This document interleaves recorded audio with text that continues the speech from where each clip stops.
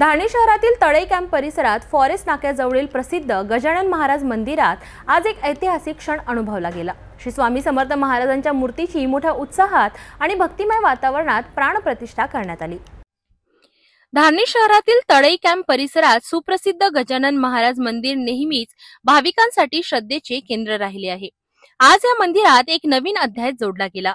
पंकज माकोडे आणि किरण माकोडे परिवाराच्या वतीने श्री स्वामी समर्थ महाराजांच्या सुंदर मूर्तीची स्थापना करण्यात आली। या सोहळ्यासाठी माकोडे परिवार, त्यांचे जावई, बहीण, मित्रमंडळ आणि अनेक भाविक उपस्थित होते। या पवित्र कार्यासाठी 5 ब्राह्मण पुरोहितांनी संपूर्ण विधिविधानाने पूजा, हवन आणि मंत्रोच्चार करून स्वामींच्या मूर्तीची प्राणप्रतिष्ठा केली।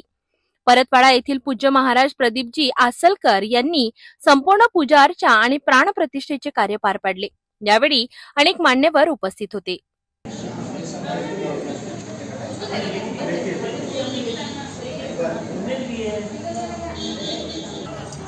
ओम सप्तवाजवददाति वीरं क्षुतकर्मणिः असदरुद्रामहिः पुरुषि अवशेष एकचतुर्थः रुद्राणि जयन्ति पुराणिः हन्तकर्माद्यो रुद्रतारुतः अत्रि घर्मरुदन्तरः द्रोमेद प्रजा सौज्रुतः ऋषय सहस्रः। आजचा हा दिवस धारणीकरांसाठी एक अविस्मरणीय दिवस ठरला। गजानन महाराज मंदिरात स्वामी समर्थ महाराजांच्या मूर्तीची स्थापना झाल्याने आता या मंदिरात दुहेरी भक्तीचा अनुभव घेता येणार आहे।